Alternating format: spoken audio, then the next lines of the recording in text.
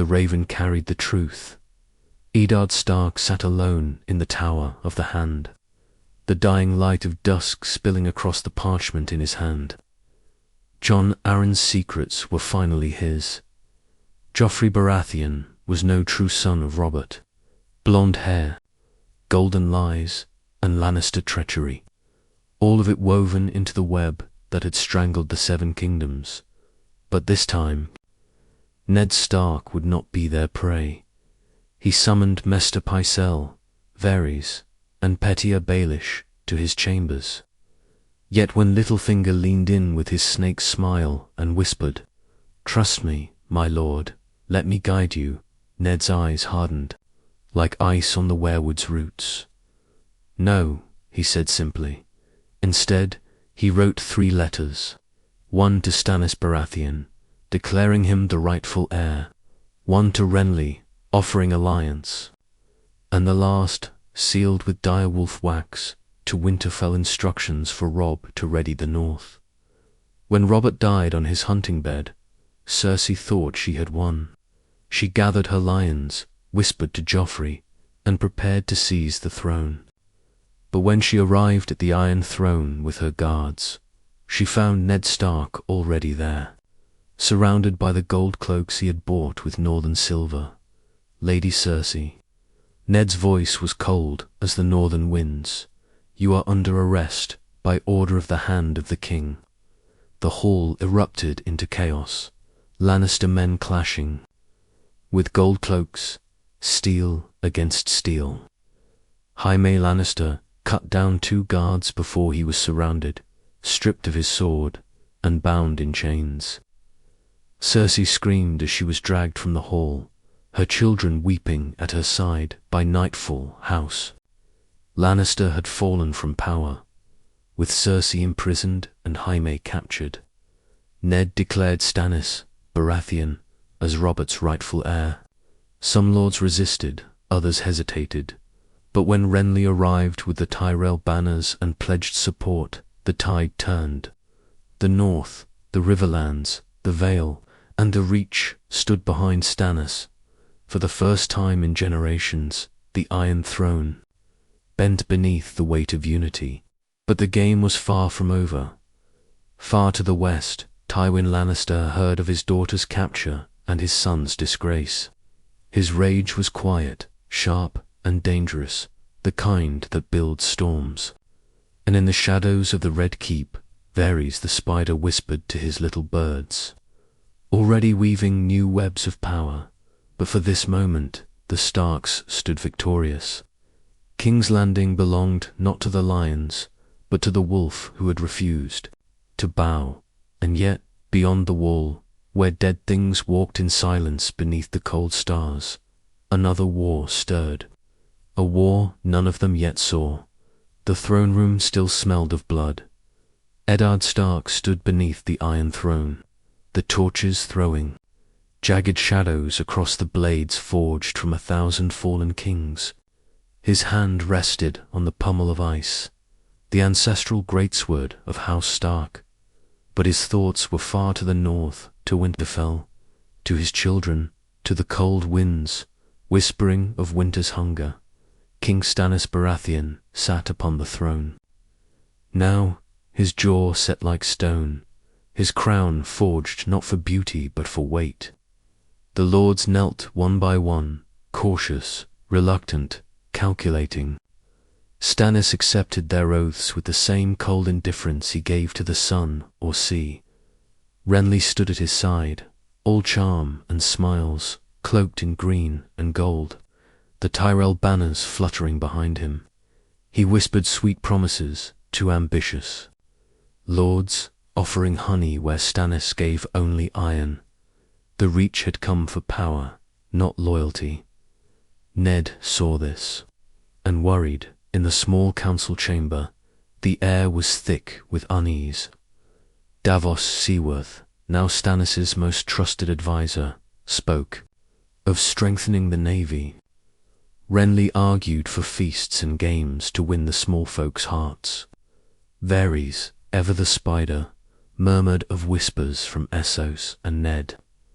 Ned reminded them of the north. "Winter is coming," he said quietly, his voice cutting through their bickering. "The realm cannot survive divided when the storms arrive." But already cracks began to show. Far in Casterly Rock, Tywin Lannister sharpened his revenge. With Jaime shackled and Cersei imprisoned in the Red Keep, his pride burned hotter than wildfire. Quietly, he gathered allies in the Westerlands, forging secret pacts with minor houses discontent under Stannis' rule. Gold flowed like rivers, buying swords, loyalty, and silence. The lion had been wounded, but a wounded lion is most dangerous. In the Vale, Petyr Baelish wove his own threads of chaos, while Lysa Arryn fawned over him like a lovesick maiden. Littlefinger whispered dreams of crowns and thrones. He secured control of the Ares armies, biding his time, waiting for the moment to strike when the wolf and stag turned on one another. In the north, Robb Stark began preparing Winterfell for war at his father's command. Bannermen gathered. Supplies were stored, and ravens carried warnings. The realm was unstable, and though the Starks held victory today, tomorrow was uncertain. Across the narrow sea, Daenerys Targaryen cradled 3 small dragons in the palms of her hands. No assassins came for her now. Robert's death spared her the poisoned wine that had once been meant for her lips. Her children, born of fire and shadow, were weak but growing stronger with each passing day. And as she watched them crawl across the ashes of a dying her heart whispered one word over and over: Westeros. But it was at the wall where the darkest omens stirred. Jon Snow stood atop the frozen ramparts of Castle Black, his breath curling into the icy night. Ghost wind softly at his side, hackles raised, eyes fixed on the haunted forests beyond. The wildlings were fleeing south in greater numbers, whispering of pale shadows that moved like death itself. Dead villagers, empty camps, corpses that walked without souls. Jon wrote to his father, his quill scratching furiously under dim torchlight. "The dead are marching, Father. We need men, we need fire, we need the realm to listen." But in King's Landing, where lords schemed and crowns glittered, the warning reached Ned's hands like a distant echo carried on a northern wind. And though his heart turned cold, he saw the truth clearly. The Game of Thrones had been won, but the war for the dawn was only beginning. The raven from the north arrived at dawn. Ned Stark read Jon's words in silence, his jaw tightening as his eyes moved over the ink-stained parchment. "The dead are marching. We need men, we need fire, we need the realm to listen." He folded the letter and stared out the window at the waking city. Beyond the walls of King's Landing, the world stirred with hunger and steel. But here in the Red Keep, whispers still killed faster than swords. He knew what was coming, but no one else did. At court, Stannis Baratheon ruled with a hand of iron, and a face carved from stone. Lords bent the knee out of duty, not loyalty, and Ned could feel their resentment bubbling beneath every shallow oath. Renly played his own games, charming nobles, sowing favors, and feeding Tyrell ambitions. It was only a matter of time before the brothers clashed, and Tywin Lannister was waiting for exactly that. From the halls of Casterly Rock, the lion plotted vengeance in silence. His spies whispered of Stannis' growing unpopularity and Renly's hunger for power. Gold streamed like rivers into secret coffers, purchasing blades, banners, and loyalty where oaths meant little. Tywin sent envoys to Dorne, promising vengeance for Ilya Martell's death if the Martells joined his cause against Stannis and the Starks. Slowly, dangerously, a quiet alliance began to form in the shadows. Far in the vale, pettier Baelish watched the realm unravel and smiled his serpent's smile. Lysa, Aren's blind devotion, made him master of the Eyrie without lifting a blade. Yet Littlefinger was patient to patient. He fed Tywin whispers, fanned Renly's pride, and placed daggers in the dark where no one could see the hand that held them. Ned Stark had beaten him once, but Baelish played a game that never ended. Meanwhile, Robb Stark ruled the north in his father's stead, training his bannermen and fortifying the wall's southern supply routes at Ned's command. Winterfell thrived, but beyond the wall the wildlings were breaking. Thousands poured south, fleeing a terror they would not name, carrying tales of pale shadows and blue-eyed corpses that would not stay dead. And across the narrow sea, Daenerys Targaryen began to rise. Her dragons, once small and fragile, now breathed tongues of fire that blackened stone. Khal Drogo's broken Khalasar had become her army, reforged by her will. Slaves were freed, cities burned, and the mother of dragons learned to wield both flame and fear. Yet even in her growing power, she was patient. The Iron Throne would be hers, but she would not cross the narrow sea until Westeros devoured itself, back in King's Landing.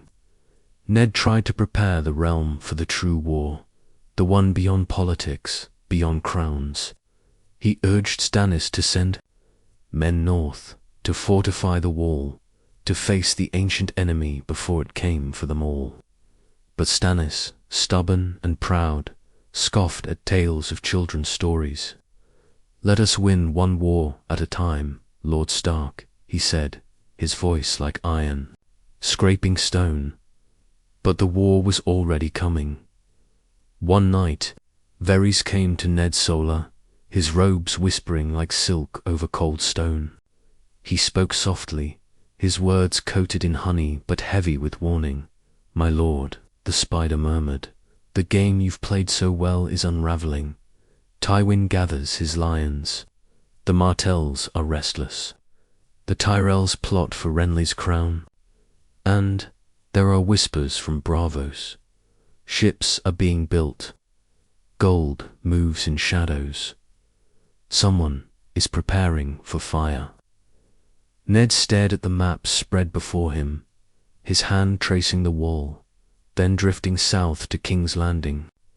Enemies closed in from every side. Alliances fractured like ice beneath spring's thaw.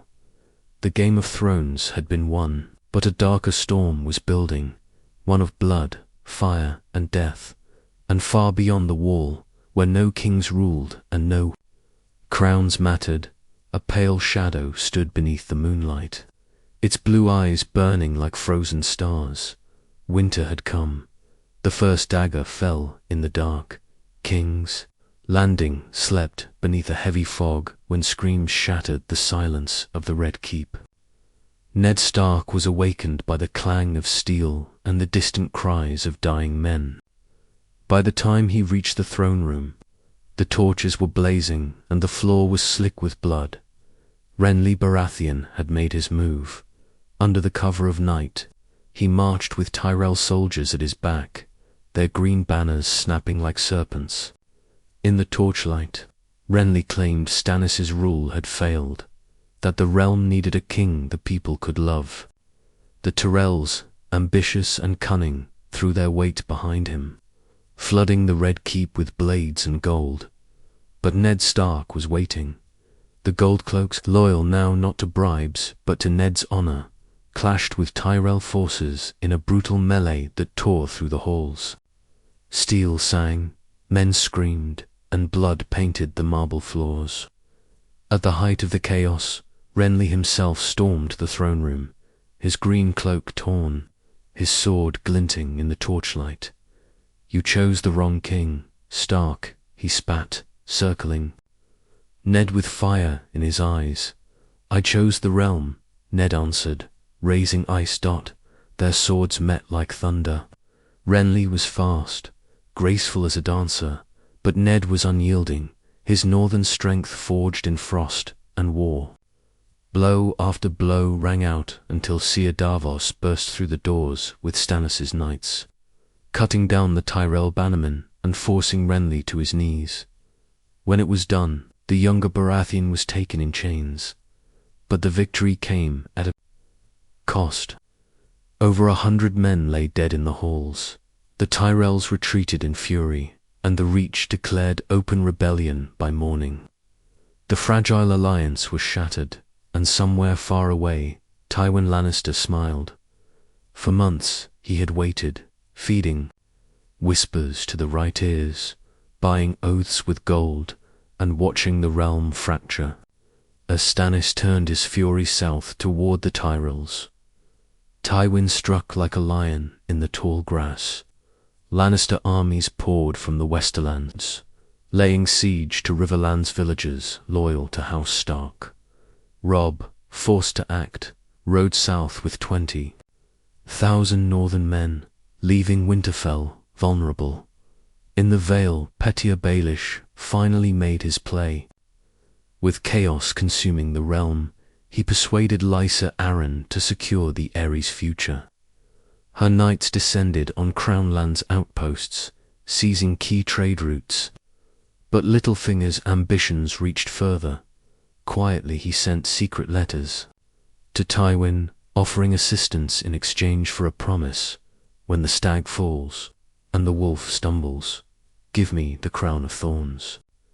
And across the narrow sea, Daenerys Targaryen heard the whispers: the usurper Robert is dead. His brothers fight. The lion rises. The wolf bleeds. Her dragons, no longer hatchlings, but winged shadows, screeched as she stood atop the walls of Qarth, the night air heavy with salt and smoke. She clenched her fists, firelight dancing in her silver hair. The realm is breaking, she whispered to Ser Jorah. When the lions and wolves devour each other, the dragon shall return. But even as the lords of Westeros clawed and bled for crowns, the wall trembled. Jon Snow led a ranging party beyond the Frostfangs, following the wildlings' fleeing paths, but what they found was worse than any tale. Dozens of corpses, frozen solid, lay scattered across the snow. No wounds, no blood, no warmth. That night, the dead rose beneath the pale light of the moon. Half of Jon's men never returned. He sent another raven to his father, his words sharp and desperate: the dead walk. The wall will not hold without the realm's strength. If we fight each other now, we all die. Ned received the letter as Stannis prepared to march against the Tyrells, as Tywin burned the Riverlands, as Littlefinger whispered to the Vale, as Daenerys readied her ships. He closed his eyes, the weight of the realm pressing heavy upon his shoulders. The Game of Thrones was collapsing into chaos, and winter had finally begun its slow, merciless march south. The Riverlands burned. Smoke curled into the sky as far as the eye could see. Villagers reduced to ash beneath the boots of Lannister soldiers.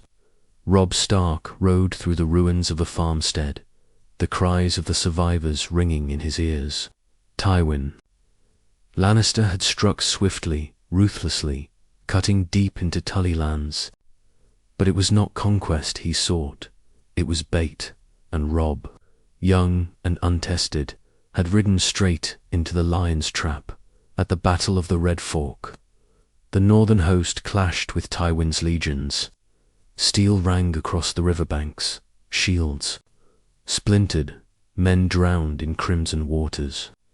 Robb fought bravely, his direwolf grey wind tearing through enemy lines. But Tywin's discipline and cunning outmatched northern passion. By nightfall, the field was littered with corpses. Thousands of Stark men lay dead, their banners trampled into mud. Robb barely escaped with his life, retreating north with what few soldiers remained. Winterfell was vulnerable. The north was bleeding far to the south, in King's Landing. Ned Stark felt the weight of his son's defeat like a blade through his chest. He had urged caution, had warned Robb not to meet Tywin on open ground, but pride and youth had driven the boy to war. Now the Riverlands were in flames, and the wolf's howl grew weaker. Yet the realm had no time to mourn. The Tyrells, humiliated by Renly's capture, rallied behind Margaery's ambition. An army of flowers marched from Highgarden, sweeping through the Reach with banners bright as spring. Stannis, stubborn and unyielding, marched to meet them, leaving Ned to govern King's Landing in his stead. The city grew restless. Gold was scarce, food scarcer, and whispers of rebellion crept through the streets. In the Vale, Littlefinger bared his fangs. He poisoned Lysa Arryn with honeyed lies and took control of the Eyrie outright, declaring the Vale's neutrality while secretly arming its knights. His ravens flew to Tywin, sealing a pact of shadows. When the time came, the Vale would march, not for crown, but for chaos, across the sea. Daenerys Targaryen finally stirred. Her dragons, now the size of horses, blackened the skies with fire. She took the city of Astapor in flame and blood, freeing the Unsullied and forging an army unlike any in the world.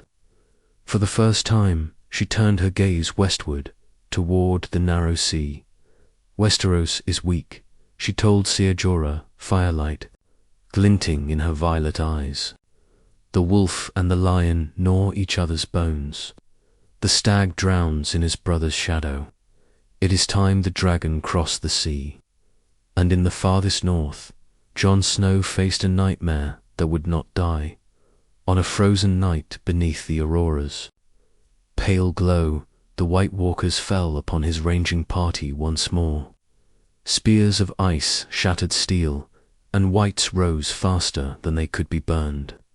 Only a handful of brothers returned to Castle Black, their faces hollow with terror. Jon himself slew one of the creatures with his sword, and watched in awe as its crystal blade cracked beneath his steel. Ghost snarls and fire-tipped arrows barely drove the rest back into the shadows. Jon wrote again to his father, his words frantic now. "We cannot hold them. They are too many. Send men, send fire, or the wall will fall." When Ned read the letter, he felt his heart turn to ice. Stannis dismissed it as lies. Renly called it madness, and the lords laughed at tales for children. But Ned Stark knew better. He had lived too long in the north to doubt the old stories, and so he made his choice, against the will of the council, against the politics of kings and lords. He gathered what men he could spare and sent them north. Grain, steel, and fire were shipped to the wall in secret. He would not let his son fight this war alone, but it was not enough. He knew it. Westeros was breaking apart. The wolf bled, the lion roared, the stag quarreled with itself, and the dragon's shadow stretched across the sea. The realm was too blind, too consumed by crowns, to see the doom that marched upon them all. And in the silence of the night, as Ned Stark prayed before the heart tree in the godswood of the Red Keep, he whispered to the old gods, "Let winter come for me if it must, but not for my children, not for the realm." The weirwood's red leaves stirred in the wind, and for a moment Ned swore he heard an answer in the rustling branches, a cold answer. The raven from the wall came at midnight. Ned Stark broke its seal with trembling hands, the candlelight flickering against the wax. Jon's words were jagged and desperate, scrawled in haste. "The dead have come. The fist of the first men has fallen, hundreds slain. The wall will not hold without aid." Ned's chest tightened. He felt the chill of Winterfell in his bones, though he stood in the warm chambers of the Red Keep, outside his window. King's Landing glittered beneath the stars, but to him the city already felt like a graveyard. He went to Stannis, "My king," he said, laying the parchment on the war table where carved wooden pieces marked battles across the realm. "The true war has begun. If we do not march north, there will be no kingdom left to fight for." Stannis's jaw clenched, his knuckles white on the edge of the table. "The Tyrells burn my villagers. The Lannisters bleed my armies. You ask me to abandon the throne I bled for and chase shadows." "They are no shadows," Ned said, his voice sharp as ice. "They are death itself." But Stannis would not bend. He turned away, his crown heavy, his pride heavier. And so Ned Stark decided he would fight 2 wars, even if he had to fight them alone in the Riverlands. Tywin Lannister unleashed his masterstroke. He allowed rumors of his retreat to spread, drawing Robb Stark south into a trap. At Harrenhal, the lions struck with fire and steel, ambushing the battered northern host. Thousands more Stark men fell, banners torn and burned in the night. Grey Wind's howls echoed through the fields, but even the direwolf could not turn the tide. Robb escaped again, barely, but the North's strength was all but shattered, and Tywin was not finished. His alliance with Littlefinger bore its poisonous fruit. Under Baelish's whispers, the Knights of the Vale declared for peace, cutting off supplies to the Riverlands and secretly feeding them to Lannister armies. While the lords of Westeros fought and died, Petyr Baelish's power grew in silence, his fingers tightening around the Eyrie like a strangler's noose. Across the narrow sea, Daenerys Targaryen moved. The mother of dragons sailed from Astapor, her unsullied at her back, her beasts darkening the skies above her fleet. She landed at Dragonstone, unopposed. Stannis' absence gave her a foothold in Westeros, without a single sword raised against her. When word reached King's Landing, the small council erupted. Some demanded she be crushed before her dragons grew. Others feared splitting forces when Tywin and the Tyrells still pressed war in the south. But Ned said nothing. He alone remembered the Targaryen words carved deep into history: fire and blood. And in the far north, at the edge of the world, the first great battle against the dead began. Jon Snow stood atop the wall, ghost at his side, as the horns blew 3 times, the call no living man wished to hear. From the haunted forest below came the sound of cracking ice and breaking bones. Then they appeared, a tide of pale flesh and blue fire, tens of thousands of wights crawling from the shadows, the brothers of the Night's Watch. Loosed arrows tipped with fire, flaming pitch rained down, the wall trembled with the thunder of war, but for every corpse burned, 10 more rose in its place. In the chaos, a white walker strode from the mist, tall and terrible, its blade of crystal slicing through steel like water. Jon met it with Longclaw, and when Valyrian steel struck enchanted ice, the walker shattered into shards of frost. For a moment, the men of the watch cheered, then the dead kept coming by dawn. The ground before the wall was a blackened ruin littered with corpses. The Night's Watch held barely, but the losses were staggering. Jon sent another raven south, his words stained with ash and blood. The wall will not hold another attack. If the realm does not unite now, we are all dead. Ned Stark stood in the godswood of the Red Keep when the raven came.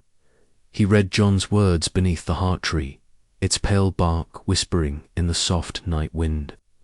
The weight of every choice, every oath, every life rested upon his shoulders. The Game of Thrones was ending.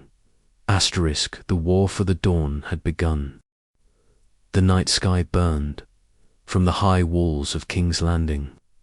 Ned Stark watched the eastern horizon, where a faint orange glow flickered against the dark clouds. Then came the roar, deep, primal, endless.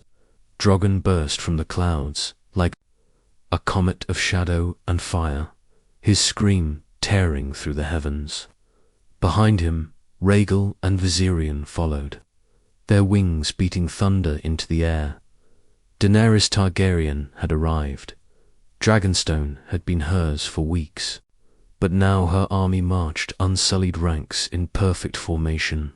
Dothraki screamers riding ahead like a tide of blades, and above them fire and shadow. She sent no banners, no parley, no warning. Her message was simple: fire and blood. Inside the Red Keep, chaos ruled the council chamber. The witch must be burned, growled Stannis, slamming his fist on the table, before she brings her fire to our gates. She already has fire, Varys whispered, his soft voice slicing through the shouts. And unless you've learned to breathe flame, my lord, you may wish to reconsider how we greet her. The Tyrells still fight us in the Reach, Seer Davos said grimly. Tywin bleeds us in the Riverlands. If we turn all our strength against Daenerys, we give the lions and flowers our throats. Ned listened in silence, his hand resting on the carved direwolf at the edge of the war table. He saw it clearly. 3 wars, 3 enemies. 1 realm too blind to unite, and far away beyond the narrow sea. Daenerys stood atop Drogon as he circled over Blackwater Bay, her silver hair whipping in the wind. Seer Jorah rode beside her on a black stallion, his voice hoarse from shouting against the storm. My queen, he warned, King's Landing will not fall easily. Even your dragons cannot burn stone. Daenerys smiled faintly, her violet eyes glowing in the firelight. They will not need to. While the city braced for fire, Tywin Lannister struck at its heart. Through Littlefinger's whispers, the Vale's armies moved, not openly, but in shadow. Disguised as sellswords, Baelish funneled knights into the capital under the guise of reinforcement. On the same night, Daenerys prepared her assault. Hidden cells of armed men began slaughtering goldcloaks, loyal to Ned and Stannis, throwing the city into chaos from within. When the attack came, it came from both fire and steel. At dawn, Drogon descended on the Blackwater, his roar shattering the morning calm. Flames turned the river into a molten inferno as the royal fleet burned to cinders. Thousands screamed as dragon fire consumed wood, steel, and flesh alike. The city's bells rang wild, summoning archers to the walls, while terrified small folk stampeded through the streets, and in the confusion, Tywin's infiltrators struck deep into the Red Keep. Ned Stark fought in the throne room himself, ice-cleaving, through armored knights as screams echoed in the marble halls.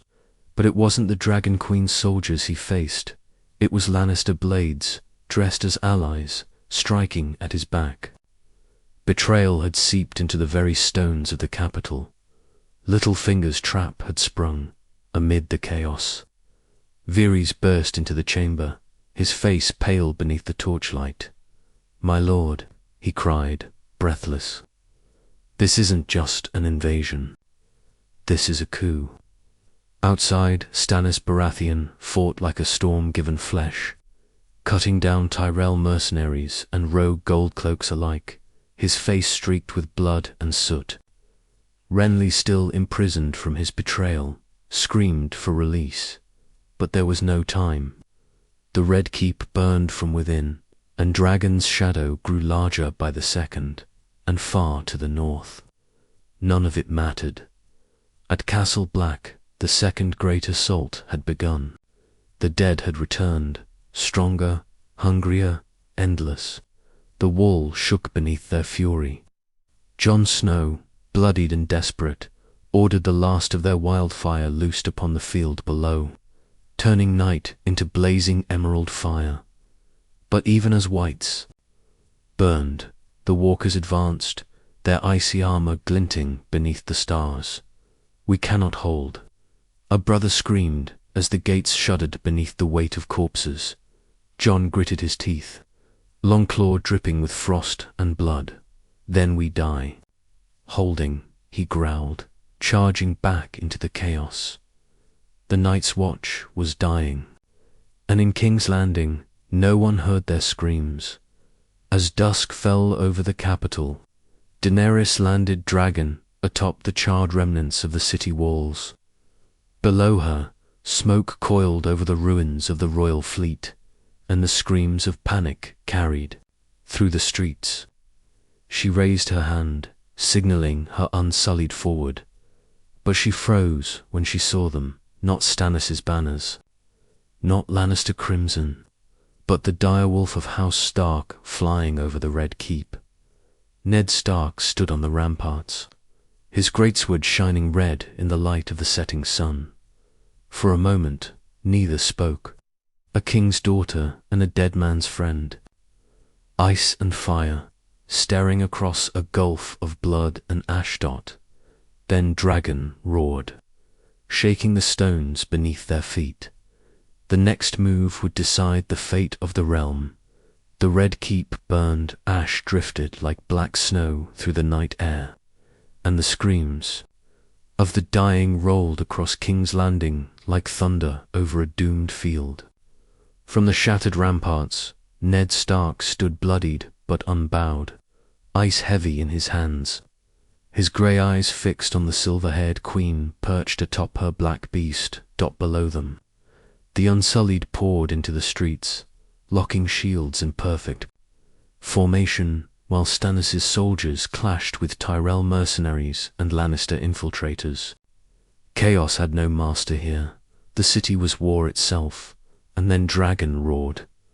A wall of dragonfire scorched the gate, reducing stone to molten glass. Dothraki screamers surged forward, cutting through fleeing men as if the seven hells themselves had spilled onto the streets. The city that had crowned kings for centuries was collapsing in fire and steel. But Daenerys Targaryen did not give the order to burn the Red Keep. She landed Drogon upon the scorched walls, dismounting in a swirl of silver and ash, her violet eyes locked with Ned's across the ruined courtyard, the two forces circling like predators.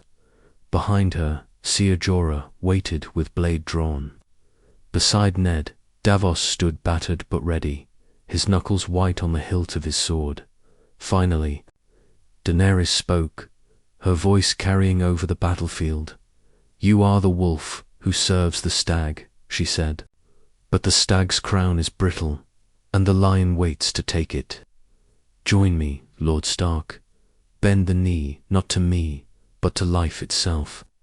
Together we will burn the Lannisters, the Tyrells, and any who stand in our way." Ned's grip tightened on ice. "I serve no queen born of fire," he said coldly, "and I will not trade one war for another while death itself marches on my wall." For a heartbeat, silence. Then Dragon growled low, smoke curling from his jaws. But before the first strike could fall, a horn's mournful cry echoed across the bay. A second fleet had arrived. Tywin Lannister had come for the kill. Dozens of crimson sails rode the waves, catapults armed, scorpions mounted, and fire barrels ready.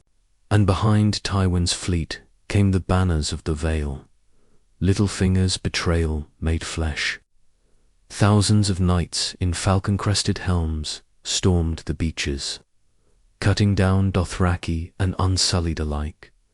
The battlefield beneath the Red Keep became a slaughterhouse.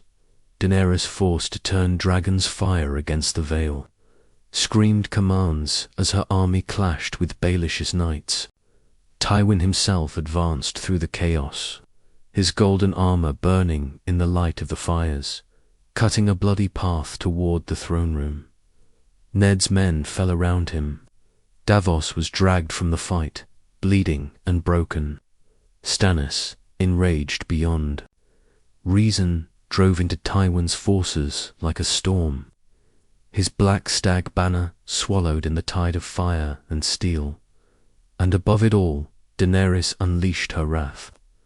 Dragons swept across the bay, his fire splitting ships like tinder, turning men and wood alike into ash. But even a dragon cannot be everywhere at once, and Tywin had prepared for this moment. From the shadows of his ships, scorpions, massive crossbows designed to pierce dragonhide, loosed their bolts.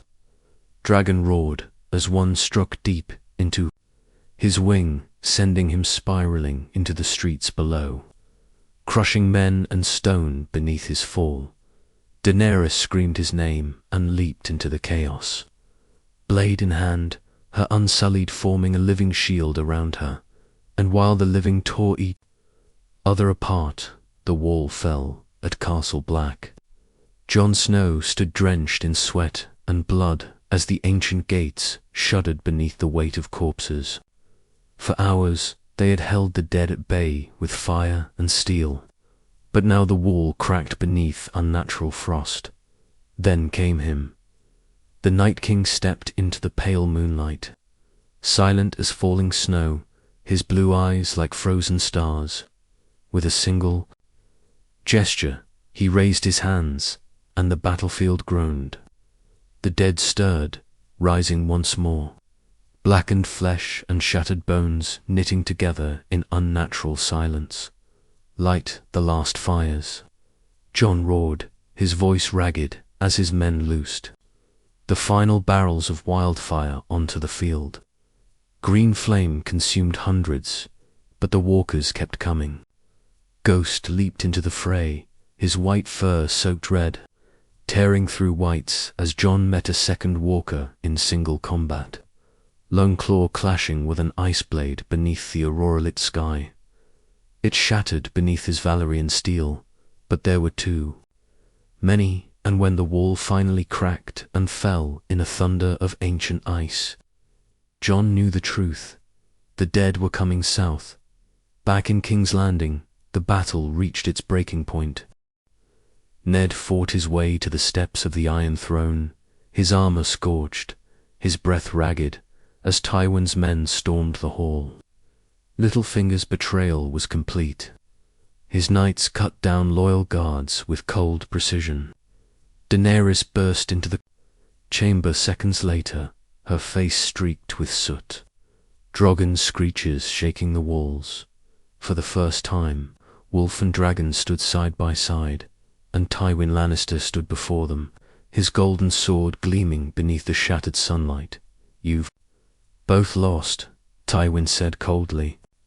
"While you bled each other dry, I've won the realm. Kneel, or I will cut your heads from your shoulders." Daenerys stepped forward, fire in her eyes. "Bend to a lion in a burning cage." Ned raised ice. "Then we fight." The clash was brutal, steel against steel, fire against gold.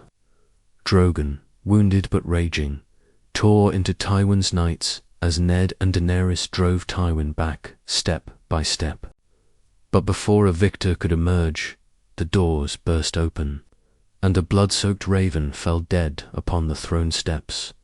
Varys picked up the parchment, his face pale as death. He whispered so softly that only Ned and Daenerys heard, "The wall has fallen.